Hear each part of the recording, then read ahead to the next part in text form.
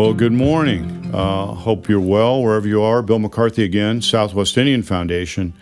We're coming up on the holiday season, and it's a big buying season for us at the Southwest Indian Foundation. We're very busy, but it's also a time that we're approaching the great secular feast of Thanksgiving. Many of us have heard a number of stories of the origins of how the first Thanksgiving came to be, and it involves historically an extremely important person by the name of Squanto. In fact, without the intercession of Squanto, we would not have Thanksgiving at all. To really properly understand Thanksgiving and the history of Thanksgiving, you have to know a little bit about Squanto and his past. Squanto was a Patuxet native from the area around Plymouth Rock. He was a hunter-gatherer. He wandered the areas, fisherman. He was also something of a farmer.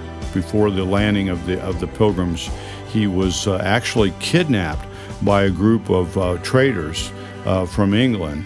And it was unfortunate. They basically took a number of his comrades and himself and chained him to the bottom of the ship, and they took them to Europe. They tried to sell them into slavery over in Malaga, Spain. And upon arrival, there were a group of Franciscan monks that had gotten word of this group trying to sell these poor native, including Squanto, into slavery.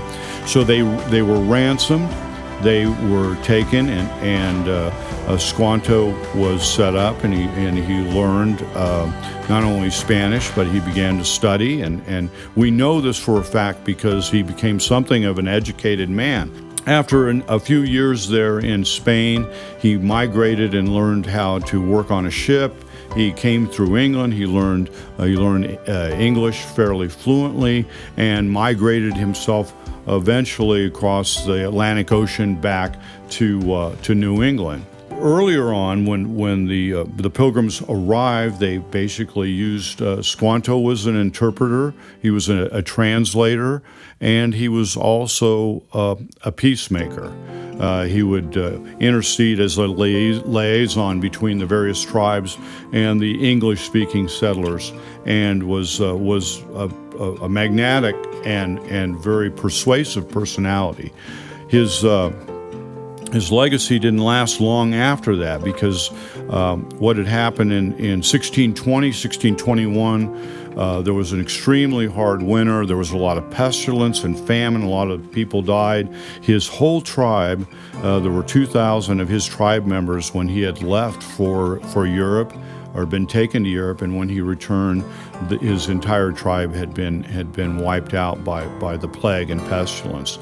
So Squanto, was the last remaining member of his tribe, and had worked as this peacemaker, and basically had through the winter of 1621, the settlers were almost completely wiped out, but through Squanto's intercession, he taught them how to plant corn using fish as a fertilizer, and basically through his intercession, they were able to make it through the winter.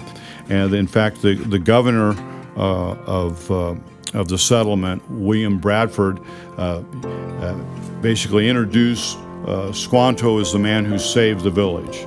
And he was something of the guest of honor at the very first Thanksgiving, and shortly after that, Squanto himself contracted a fatal disease and passed away. Not only would we not have Thanksgiving without Squanto, well, the settlement probably would not have survived either without Squanto. And so when we gather together as family and friends this Thanksgiving, let's think a little bit about the first Thanksgiving and our friend and ancestor Squanto. With that, hit the like, the subscribe, and perhaps comment. And we're wishing you all a very happy Thanksgiving, and may you walk in beauty all the days of your life.